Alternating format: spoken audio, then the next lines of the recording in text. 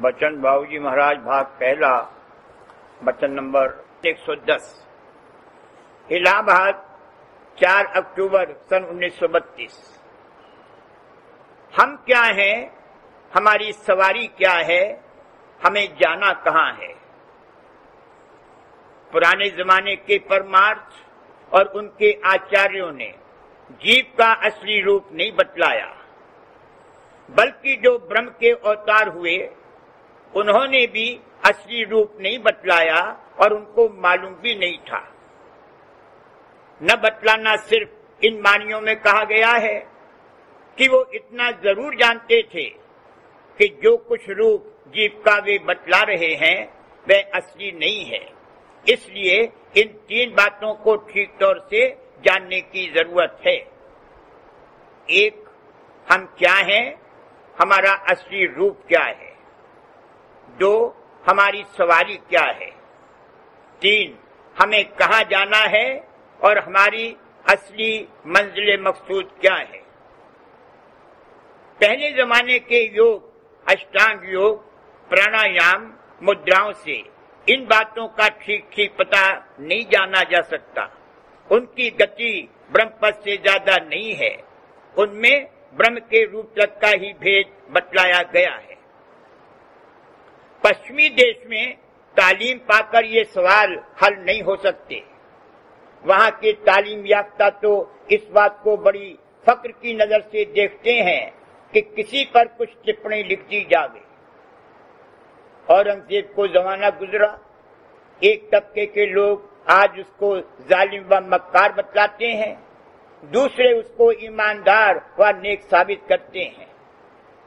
एक सी ही जानी और संग्रह की हुई बातों से स्याह को सफेद और सफेद को स्याह साबित करते हैं। अगर मिस्र के मीनारों या वहां के किसी बादशाह के हालात दरियाफ्त हो गए तो क्या बड़ी बात हासिल हो गई। ऐसी विद्या बुद्धि समुद्र में डुबो दी जावे तब परमात्मा की समझ हासिल होवे।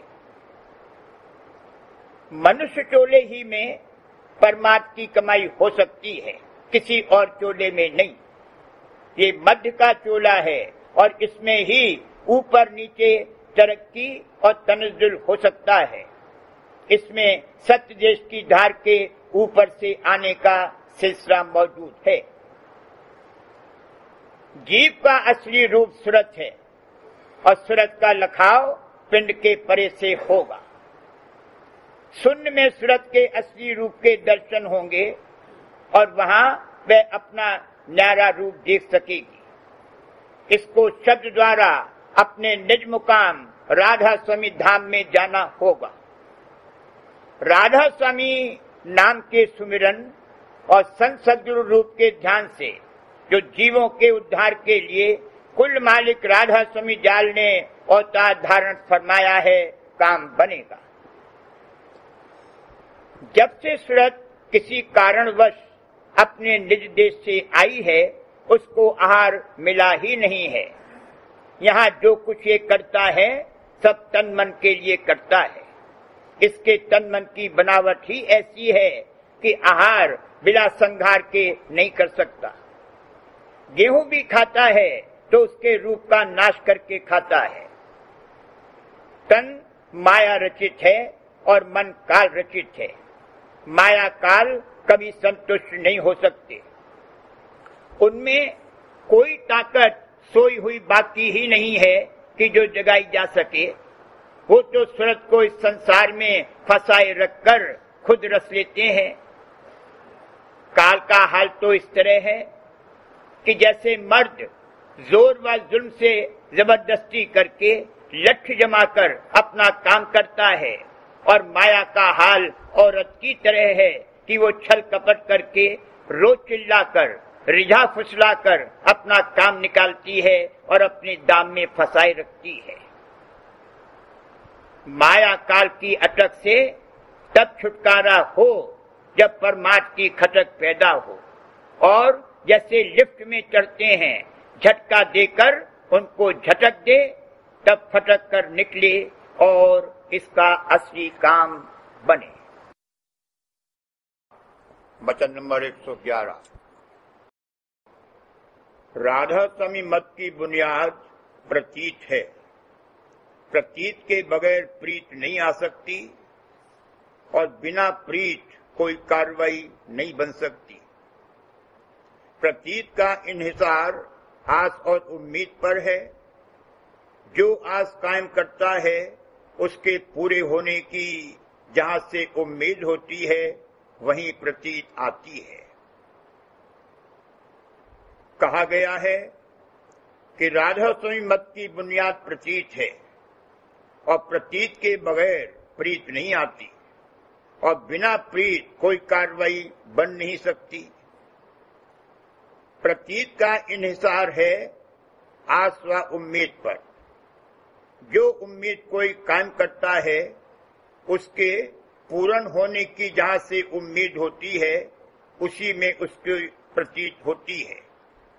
माया काल देश में जीव जो आशा कायम करता है वह मन रूपी आपा धारण करने पर अपने किसी न किसी मतलब के सिद्ध करने के लिए करता है।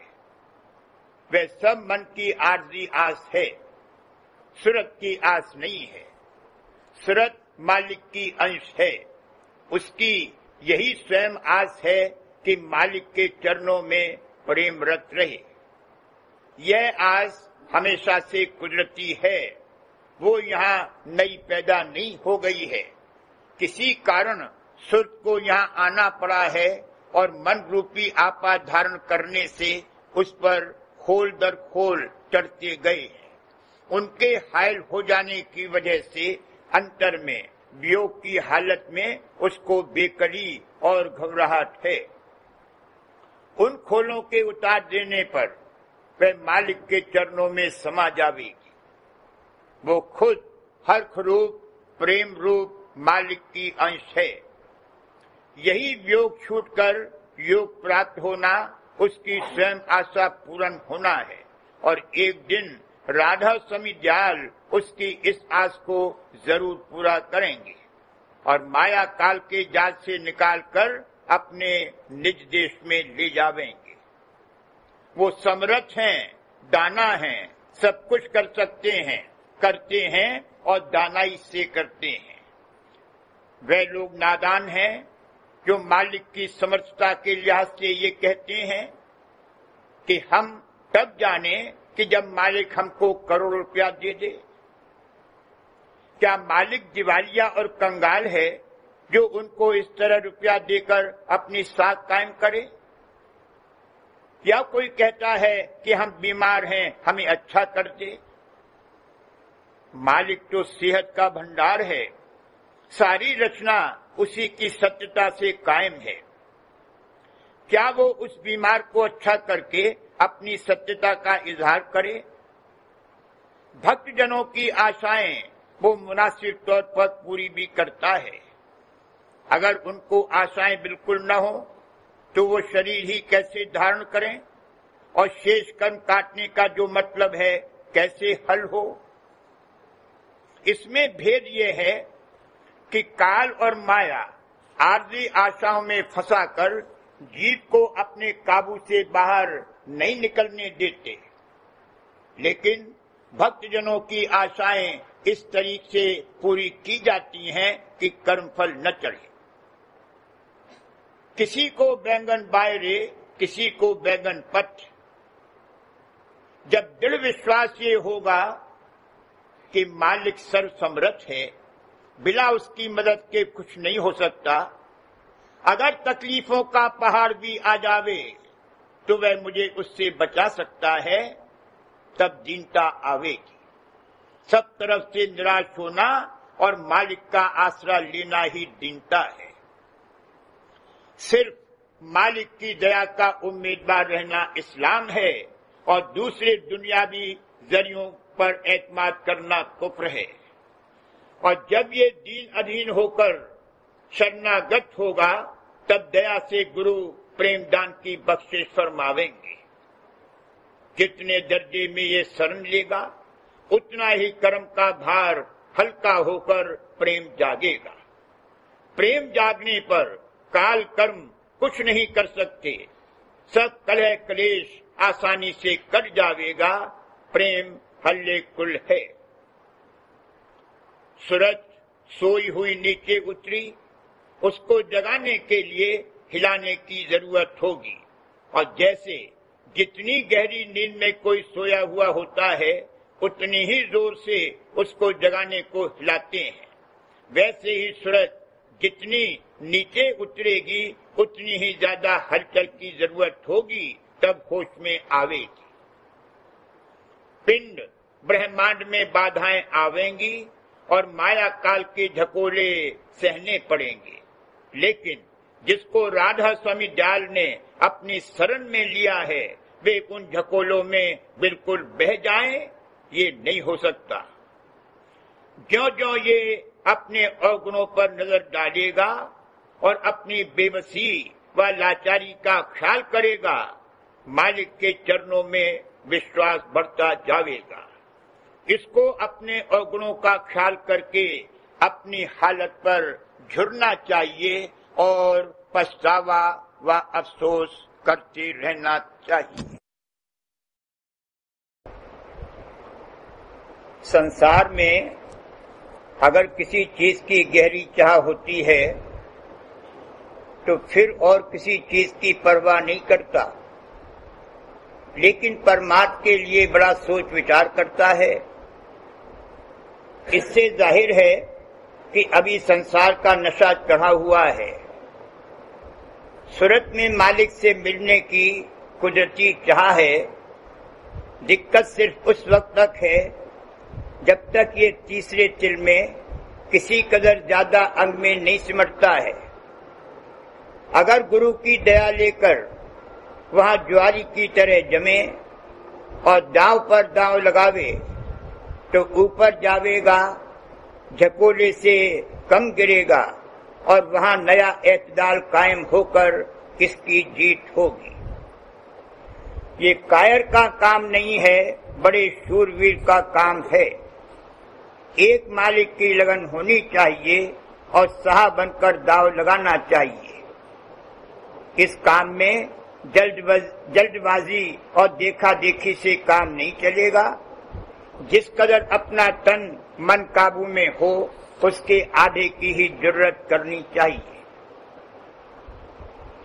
संसार में अगर किसी चीज की गहरी चाह बस गई है तो फिर इज्जत व आबरू, धन व दौलत, घर वालों की प्रीत व मोहब्बत, रीत मर्यादा, जाति बिरादरी, लोक लाज किसी की परवाह नहीं करता, मगर परमात्मा के लिए बड़ा सोच विचार दामनगीर होता है।